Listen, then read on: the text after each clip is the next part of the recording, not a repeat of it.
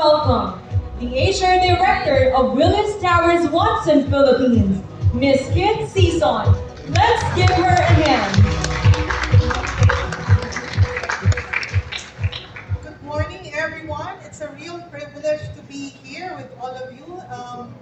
I love the tag Grit to Glory. So again, I'm Kit Sison. I'm from Willis Towers Watson. You might be wondering, what's Willis Towers Watson? Okay, so we've been around since the 1800s. Okay, in fact, my favorite anecdote about the company is that we were the insurance broker for the Titanic. So imagine that. So ganun na kami katagal as a company. In the Philippines, we've been around for more than 40 years. And even if you're not familiar with the name, 91% of the Fortune 500 companies, they are our clients. So we are the business of taking care of people, capital, and risk. Now, why do I share this? It's because part of our influence is we are HR consultants. So there's thought leadership in the things that we typically do because we provide solutions. Now, about 6 years ago, we came up with a forum. We call it Workability Inclusion. So during that time, workability inclusion was not too common among shared services companies. So we had a handful of companies who spoke to us and we described to them how can we hire PWD candidates. And during that time, PWDs, they typically get employed most likely in retail shops, but not in knowledge companies like we are. So we were able to partner with the Salvinil, and they taught our recruiters and our team leaders Filipino Sign Language, sensitivity training. And before we knew it, when we shared the playbook, other companies already followed. So big companies, global shared services, also hired PWD candidates. Now, our company is part of IBPAP, and there's what we call Road to 2028. And the objective is to build 1 million jobs. Okay, so that's part of nation building. So this is private organizations like ours and of course their government wanting to contribute to nation building. Now, this is important because that means that there's a lot of opportunities and companies are looking for talent, pipeline of talent. And we were saying in our country, poverty is still the biggest exclusion. So, similar to other exclusion, hindi kasalanan ng mga candidates na mag-a-apply pa lang sila, na-turn down na. So, of course, kung deaf sila, kung blind, hindi sila makaka-apply sa kumpanya namin. So, we have to adjust our application process. When we were trying to set up social mobility, nagulat kami sa HR kasi yung mga candidates namin hindi pumupunta sa schedule nila. So akala namin baka hindi interesado magtrabaho. Then na-realize namin wala pala silang wifi.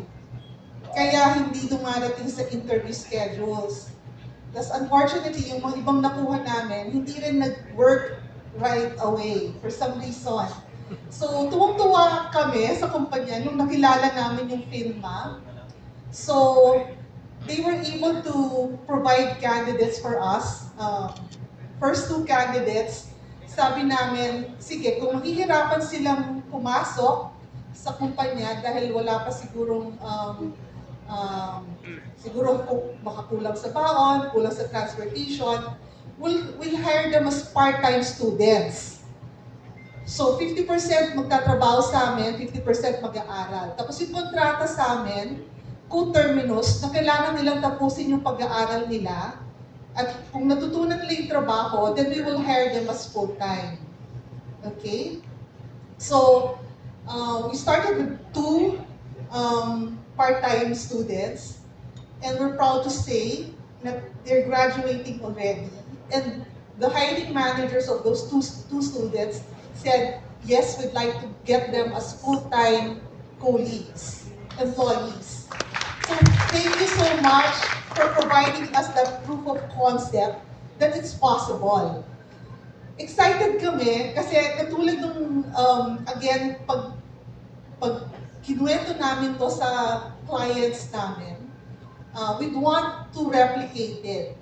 Yung model na gusto namin mangyari is as we hire them as part-time students, so again, sumusweldo sila, di ba? So meron silang pang sustento sa matrikula. Pag naging full-time na sila, papalitan ulit namin ng estudyante. So, operationalize yung talent pipeline natin. So, yung konsepto ng social mobility inclusion becomes real. So, we start as a trickle. We're not saying marami kaming mag-hire.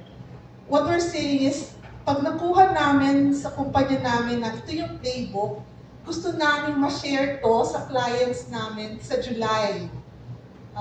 So, itong video na pinapakita niyo, papakita rin namin to sa IBPAC, sa GICC, para yung mga ibang kumpanya na katulad namin, masasabi nila, pwede pala. Kasi isa sa exclusion, aside from poverty, is kami mga taga-HR, sinasabi namin, hindi tapos, hindi namin pwedeng i-hire. So, parang, pero kung titignan naman namin yung ibang trabaho, kung talagang magiging totoo kami, hindi naman lahat ng trabaho sa kumpanya namin kailangan ng diploma. Ang kailangan namin ibahin rin yung pag-iisip namin na kailangan namin turuan ng mas maayos, kailangan namin siguro i-deconstruct and i-reconstruct certain work so that junior or senior students can do it well and perhaps even better because they will have more patience, they will have more commitment to do it as compared to graduates who may have had it easier, much easier as compared to the students in PHINMA. So I'm so excited. I just want to share that news, and we start with trickles. Hopefully, it becomes a puddle, then it becomes a river. Then before we know it, poverty will help break the cycle of poverty one family at a time. So thank you so much.